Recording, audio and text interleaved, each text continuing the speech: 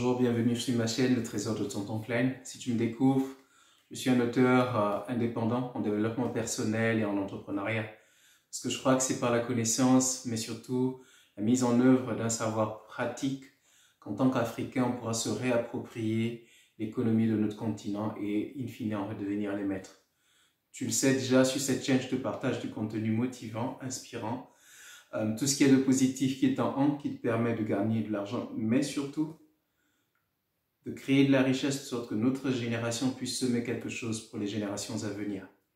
Dans le cadre de mon expérience d'auteur, d'écrivain, j'ai produit 3 ouvrages, notamment celui-ci, Le Trésor de Tonton Klein, mon tout premier, et du retour de pas mal de lecteurs qui ont trouvé la narration, c'est-à-dire l'histoire qui sert d'amorce au livre, qui l'ont trouvé plutôt passionnante, captivante et très enrichissante, cette histoire.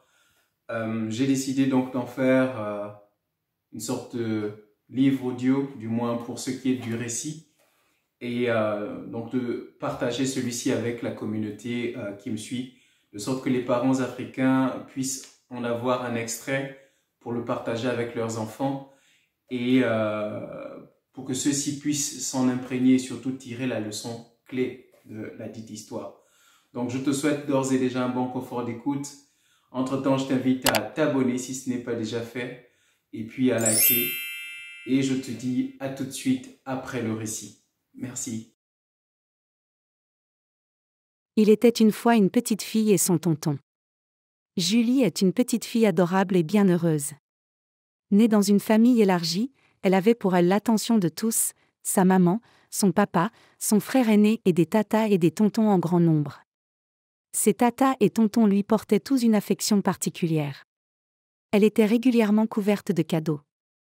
Sa maman comptait en effet de nombreux anciens camarades des bancs d'école qui à ses yeux étaient bien plus que des amis. Ils faisaient partie de sa famille. Chacun d'eux connurent la petite Julie alors qu'elle n'était encore qu'un bébé. Un vrai bout de chou. Dans quelques jours, c'est l'anniversaire de Julie. Elle aura 7 ans. Julie affectionne particulièrement un des amis de sa mère. Celui qu'elle appelait très affectueusement Tonton Klein. Tonton Klein était un jeune homme affable, jovial et plutôt avisé. On le reconnaissait à son large sourire chaleureux et à ses réflexions particulières sur divers sujets. De retour de ses voyages, il offrait toujours un petit cadeau à sa petite nièce adorée, un souvenir, une jolie robe et des jouets de toutes sortes. Anniversaire après anniversaire, Julie recevait de magnifiques cadeaux de la part de son tonton chéri. Pour ses 7 ans, elle pouvait être sûre que son tonton ferait encore d'elle la plus heureuse des nièces. Julie fréquentait l'école. La fin de chaque journée de classe marquait aussi l'approche imminente de la date de son anniversaire. Elle avait hâte de partager ce moment avec sa grande famille et bien sûr avec son cher tonton Klein. « Comme tu as de la chance, Julie », pouvaient lui dire ses camarades de classe. Le jour de son anniversaire arriva enfin. À son retour des cours, sur le seuil de la porte d'entrée de la maison, elle pouvait d'ores et déjà sentir la bonne odeur du gâteau à la vanille que sa maman avait réalisé pour l'occasion. Toute la famille ou presque était là. Le séjour respirait la bonne humeur et une ambiance joviale que Julie savait bien reconnaître. En effet, tonton Klein était là. Ce 2 février, comme tous les autres avant, la petite Julie était au centre de toutes les attentions. Un « Joyeux anniversaire Julie » lui fut chanté en chœur.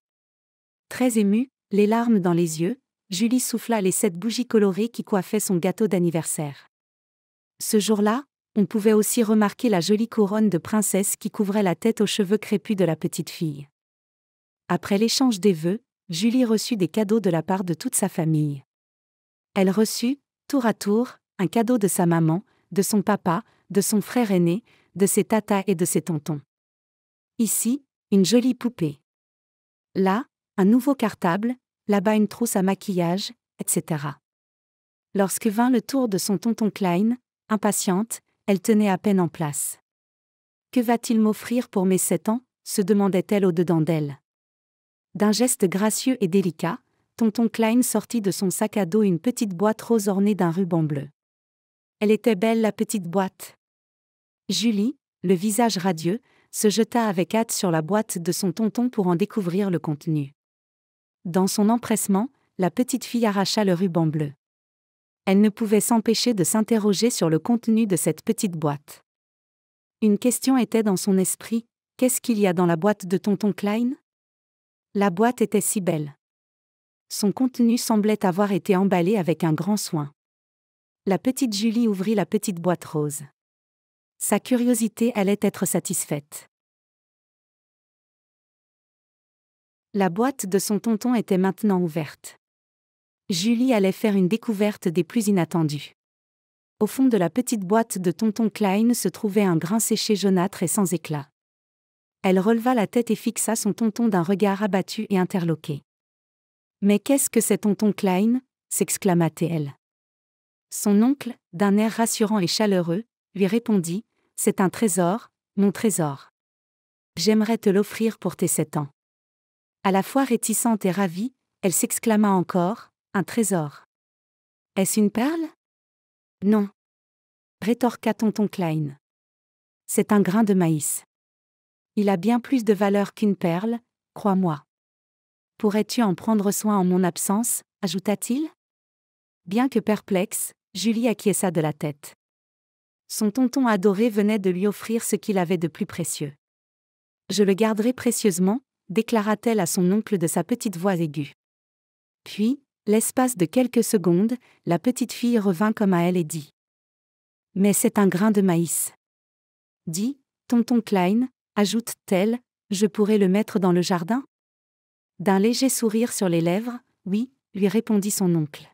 « Mais veille bien à le mettre à l'abri des oiseaux, car il vaut de l'or. »« De l'or » répéta-t-elle sans trop y croire. « Alors je le mettrai en terre, dit-elle. »« D'accord, » reprit l'oncle.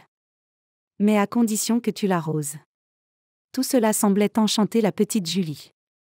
À peine tonton Klein avait-il fini sa phrase qu'elle sauta dans ses bottes et se dirigea à grands pas vers le jardin, des outils de jardinage et un petit arrosoir à la main. Quelque temps s'écoulèrent depuis la fête d'anniversaire. Le grain séché jaunâtre dans le jardin s'était changé en une petite plante verdoyante qui bientôt allait devenir un bel épi de maïs. « Maman, regarde !» dit la petite fille émerveillée devant la transformation du petit grain de son oncle. « Dans quelques jours, tu auras un bel épi de maïs. Tu pourras d'ailleurs le montrer à tonton Klein. Il devrait rentrer d'ici peu. » répondit la maman d'une voix qui cachait à peine la fierté qu'elle éprouvait pour sa petite Julie qui devenait une grande fille. Le retour de tonton Klein ne se fit pas attendre bien longtemps. Le tonton chéri de Julie rentra de voyage. C'était un samedi après-midi. Le ciel dégagé laissait voir son bleu azur. « Tonton Klein ! Tonton Klein !» s'écriait la petite Julie à l'entrée de la maison. Des cris de joie qui trahissaient l'arrivée de son oncle adoré. À peine eut-il échangé un câlin qu'elle le prit par la main et l'entraîna vers le jardin.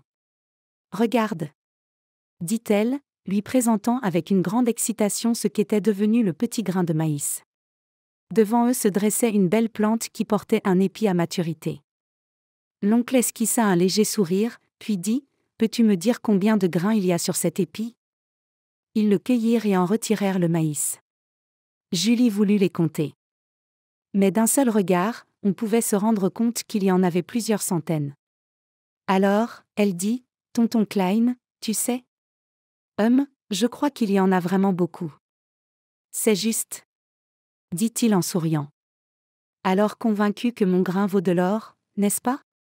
rajouta-t-il, arborant son large sourire des jours heureux. À ces propos accompagnés d'un sourire à la fois éloquent et bienveillant, la petite fille répondit par un sourire, sans trop savoir quoi en penser. Sur le point de quitter le jardin, tonton Klein lui demanda: « Alors ma chère Julie, que fait-on de notre maïs ?» Sa petite voix aiguë allait retentir dans un son mélodieux et accommodant. Sans la moindre tergiversation, elle répondit: « On le cuisinera et on le partagera avec toute la famille. »« Bonne idée !» dit-il, en ajoutant plus loin. « Mais qu'arrivera-t-il après qu'on ait mangé tout le maïs récolté et qu'on se soit bien régalé ? » « Bah ! Il n'en restera plus rien évidemment, » répondit-elle intelligemment. « Justement » rétorqua tonton Klein d'un ton très calme. Ce ton était bien connu de tous, il précédait souvent un grand sermon ou une exhortation. Alors, ce cher pédagogue de tonton Klein renchérit. Si un seul grain semé a pu te donner un épi à manger, alors qu'arrive-t-il si tu mets plus d'un grain de côté et que tu les ensemences plus tard? Tu récolteras assurément de nombreux épis. En répétant ce procédé, tu peux être sûr que tu auras toujours de quoi te régaler et en offrir à toujours plus de personnes, sans jamais t'exposer au manque. C'est pourquoi, dit-il tendrement, je recommande la chose suivante, on retire une part qu'on cuisinera et partagera tous ensemble. De la portion restante, on prendra quelques dizaines de grains que tu pourras répandre plus tard dans le jardin. À la récolte suivante, vois-tu? Tu en mangeras une portion un peu plus importante.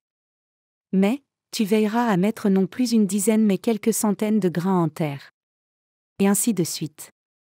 Sur ces mots, son large sourire de nouveau sur les lèvres, il regarda fixement sa petite nièce et dit « Vois-tu ma petite Julie, ce principe, c'est cela mon véritable trésor. Ainsi en est-il du moindre centime que je gagne ou reçois. Ce que je gagne ou reçois, je ne le dépense jamais intégralement. J'en retire toujours un pourcentage que je mets de côté, puis le réinvestis. »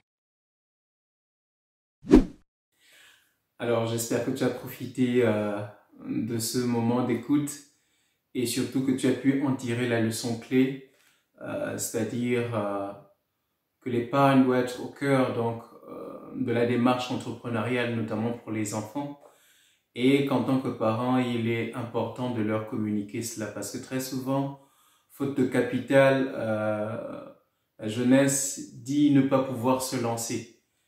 Or, il y a deux démarches simples. Donc, la première, ce serait de se lancer à partir de ce qu'on a. Et ce qu'on a, c'est le potentiel qui est en nous. Ce sont les talents, les capacités.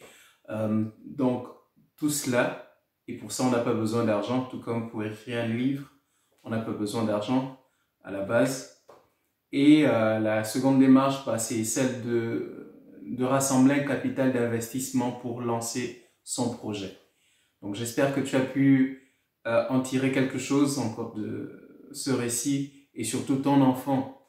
Et j'espère que tu as partagé cela avec lui ou avec ta fille, ton fils. Encore une fois, c'était le trésor de tonton Klein, tu le sais, où je te partage du contenu pertinent, motivant, inspirant. Tout ce qu'il y a de positif qui est en qui te permet de faire de l'argent, mais surtout de créer de la richesse de sorte que notre génération puisse semer quelque chose pour les générations à venir. Car tu sais que l'avenir du continent, c'est toi, c'est moi, c'est tout ce qui croit en Afrique, mais pour les Africains. Donc je t'invite encore à t'abonner, à liker, à partager et à me laisser ton commentaire pour me dire ce que tu penses de cette histoire, comment est-ce que tu l'as trouvée, si elle t'a plu. Voilà. Et si tu as l'intention de la partager donc avec ton entourage, ton neveu, ta nièce, avec ton enfant, ta fille, ton fils ou ton conjoint. Et moi, je te dis à très bientôt pour la prochaine vidéo. Merci.